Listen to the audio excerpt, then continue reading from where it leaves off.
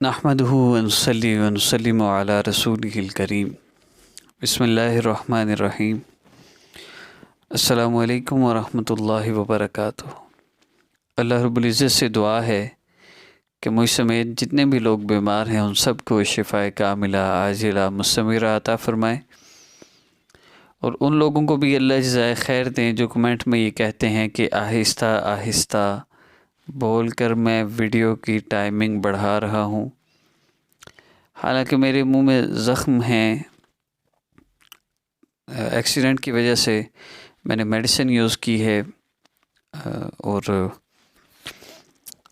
Infection ختم کرنے کے لیے اس کی وجہ سے گلے میں زخم ہیں، تو بولنا ذرا مشکل ہے، اسی لیے بتا دیا، ورنہ 2 ہفتے سے تو بستر پر ہوں، میں نے بتایا نہیں کسی کو۔ تو عمل کی ترتیب کی طرف بڑھتا ہوں بلا تاخیر۔ رجب کا تیسرا جمعہ ہے۔ یہ جو رجب اور شعبان کے مہینے ہیں یہ اصل تو رمضان کی تیاری ہے، رمضان المبارک کا استقبال ہے۔ ہم نے ان 2 مبارک مہینوں میں رجب میں اور شعبان میں اپنے اعمال کو درست کرنا ہے، اللہ رب العزت سے اپنا تعلق جوڑنا ہے، حتیٰ کہ رمضان شروع ہو تو ہمارا اللہ رب العزت سے ایسا تعلق ہو کہ ہم رمضان کے 29 دنوں کے اندر اپنے دنیا آخرت کے سارے مسئلے اللہ رب العزت سے حل کروا لیں۔ جو بندہ روزانہ ریگولر اپلوڈ ہونے والے وظائف کو کرتا رہے گا، انشاءاللہ اس کا اللہ رب العزت بڑے سے بڑا مسئلہ بھی حل فرما دیں گے۔ اسلامک ہب آفیشیل پر مستقل ہر حاجت کے لیے وظائف اپلوڈ ہوتے رہیں گے۔ اس کے علاوہ جتنے بھی مسائل ہیں ان سب مسائل کے لیے آسام وظیفہ آفیشیل پر وظائف اپلوڈ ہوں گے۔ عمل کی ترتیب کی طرف بڑھتے ہیں تو سب سے پہلے آپ ابھی سے نماز کی پابندی شروع کر دیجئے۔ پہلے قضا کرتے ہیں، تاخیر ہو جاتی ہے، لیٹ کر کے پڑھتے ہیں، سستی کرتے ہیں، اس سستی کو دور کر دیجئے۔ ابھی سے نماز کی پابندی 5 وقت نماز کا اہتمام شروع کر دیجئے، اور اپنے آپ کو اس بات کا پابند کر لیجئے کہ اذان ہونے کے بعد میں نے اور کوئی کام نہیں کرنا، میں نے تو بس اللہ رب العزت کو ان اعمال کے ذریعے راضی کرنا ہے، اور ان اعمال کو کرنا ہے جس سے اللہ رب العزت راضی ہو کر میرے سب مسئلوں کو حل فرما دیں گے، میری پریشانیوں کو دور فرما دیں گے۔ دیکھیے، اذان کی آواز ہو اور ہم نماز کے لیے نہ اٹھیں، اور پھر ہم چاہیں کہ ہم آواز دیں، اللہ کو پکاریں، اور اللہ پہلی آواز پر لبیک فرما دیں اور ہمارے مسئلے حل فرما دیں، ایسا نہیں ہو سکتا۔ اس کے لیے نماز کا اہتمام ہو۔ اللہ رب العزت مجھے بھی توفیق عطا فرمائے اور آپ کو بھی۔ 15 طریقوں سے عذاب ہے نماز میں سستی کرنے والوں کو، چھوڑنے والوں کو، قضا کرنے والوں کی بات نہیں ہے، بلکہ نماز میں صرف سستی کرنے والوں کو 15 طریقے سے عذاب ہے، جس میں سے 3 طرح سے دنیا میں عذاب دیا جاتا ہے۔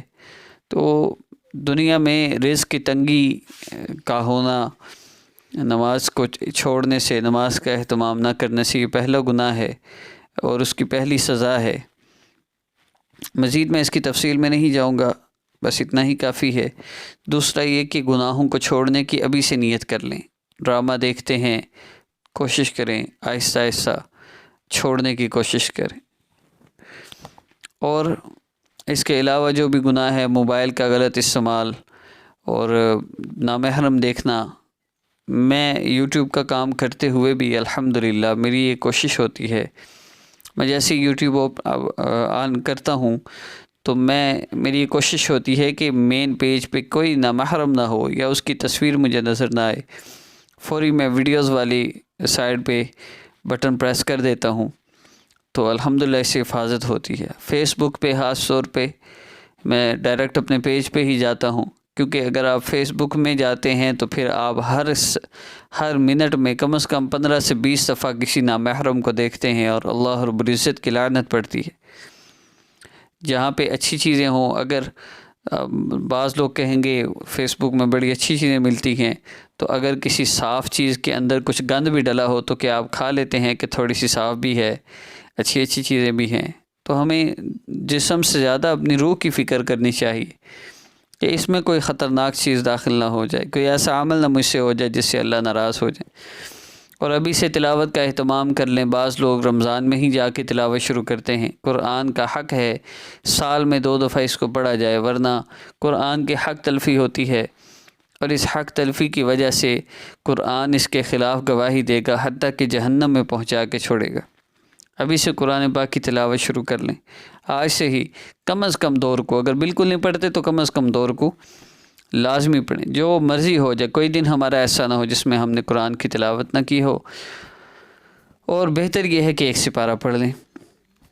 اسی طرح صدقہ دیں، چاہے 10 روپے ہی کیوں نہ ہوں، صدقہ کا اہتمام ہو، اور گلی میں مانگنے والوں کو اور بازار میں ان کو نہیں دینا چاہیے، جمع کر لیں پورے مہینے کا، اور پھر کسی رشتہ دار پڑوسی کو یا کسی مستحق کو جس کے بارے میں آپ کو مکمل تحقیق ہو دے دیں۔ بس یہی چند اعمال ہیں جو آپ نے ابھی سے ان کی پابندی شروع کر دینی ہے۔ اس لیے میں ہر ویڈیو میں عرض کرتا ہوں کہ شاید کہ تیرے دل میں اثر کر جائے میری بات، پتہ نہیں میں نے شعر سے ہی پڑھا یا نہیں، خیر فی الحال تو کچھ بھی نہیں یاد۔ آج میں عمل کی ترتیب کی طرف بڑھوں گا۔ دیکھیے، جو میں انسٹرکشنز عرض کرتا ہوں یہ آپ کے لیے بہت ضروری ہیں۔ اگر آپ ان کو فالو نہیں کرتے تو پھر آپ کے لیے یہ تقریر ہی ہے، پھر تو موج ہے، وظیفہ کریں بس۔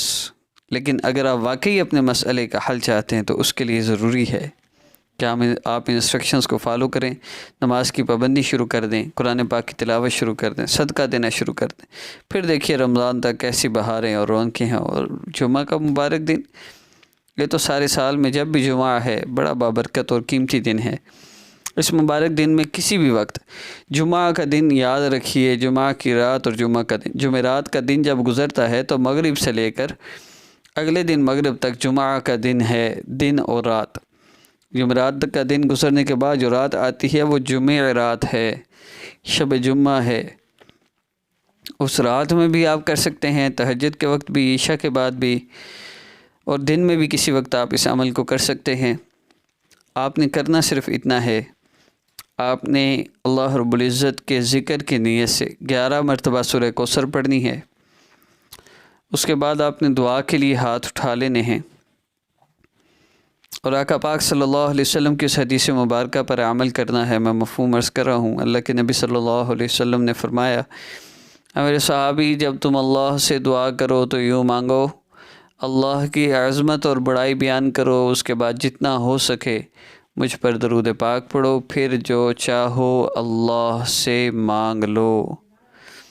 اب جو چاہیں، آپ نے سورہ کوثر 11 مرتبہ پڑھ لی، اب اس کے بعد آپ نے درود پاک پڑھنا ہے، کم از کم 11 مرتبہ تو لازمی ہو۔ سامنے درود پاک شو ہو رہے ہیں، کوئی بھی پڑھ سکتے ہیں، درود ابراہیمی پڑھ لیں تو بھی بہتر۔ ان میں سے کوئی بھی درود پاک آپ پڑھ لیجئے، اور اس سے زیادہ پڑھنا چاہیں تو کوئی حد نہیں، جتنا زیادہ پڑھ لیں۔ اس کے بعد اللہ رب العزت سے دعا کیجئے، کم از کم 5 منٹ دعا ہو۔ اللہ رب العزت کے جو احسانات آپ پر ہیں ان کو یاد کیجئے۔